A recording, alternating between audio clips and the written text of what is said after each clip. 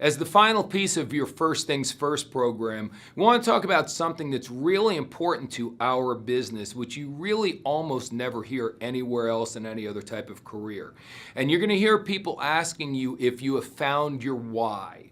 What is your why? What are you really doing the business for? See, on many jobs, we're used to having a 9-to-5 job, and on a job, you're told what you're supposed to do, and you do it. And if you don't do it, you get written up or you get fired. Over here, it's different. We're our own boss. There's no one to fire you. Certainly, you're not going to fire yourself. And the things that you need to do are up to you. You know, I always tell people the hours are flexible, but not optional. You've still got to do the work. And the best thing about network marketing for many, many people above and beyond all the other great things is that you can do anything you want whenever you want. That's the very best thing.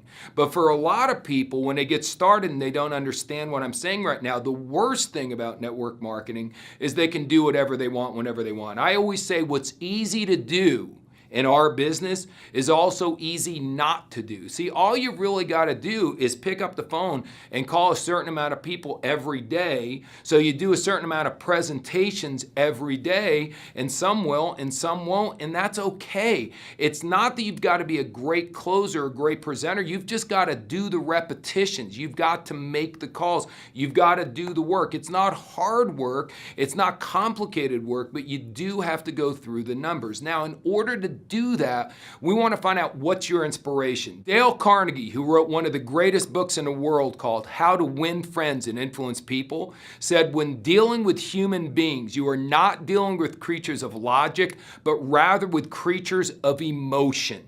So again, this is an emotional business. We get up and down. We get excited. We get bummed out. A lot of times when people get frustrated in our business, they choose not to pick up the phone anymore. Or sometimes they get lazy and they decide not to pick up the phone and do what they're supposed to do. So we try to find out what's your why. What's really motivating you? You've already got a job that's taking care of your basic needs normally, a roof over your head, food on the table. Now, what's your why? What are you really excited about? Now, sometimes that why, for my friend Lori years ago, she wanted to retire her mother and father. She loved her mom and dad so much and wanted to retire them. That was her strong burning why. So when Lori didn't feel like going to work, you know, a lot of people, my old mentor called this your action motivator as opposed to your why. What is going to drive you to action? What's going to make you take action when you really don't feel like taking action, if you get what I'm saying? Lori, it was because she wanted to retire mom and dad. So when she didn't feel like doing things, she did it anyway. So many people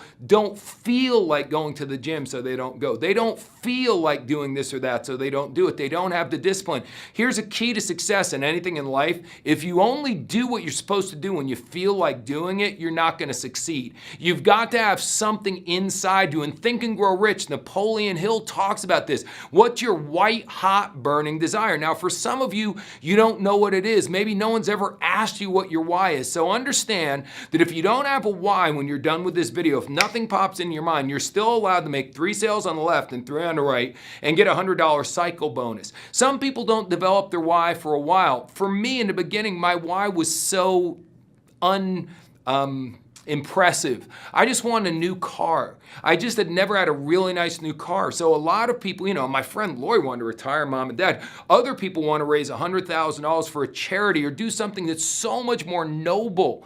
Many of your people will have a non-noble first goal, their why, something that's really getting them excited. So that's what you've got to ask yourself. What's going to get you excited to take action and do what you're supposed to do when you really don't feel like doing that? And the more that's something that really drives you, something that you're passionate about, something that you just absolutely get excited about, then you are in perfect shape. Because then, even though the work you're doing every day may not be the most fun or desirable, it'll become secondary because you're focusing on what the prize is going to be. You're not focusing on what the price is you're paying in order to get what you want. You're focusing on the prize. You're focusing on your why. So, what's your why?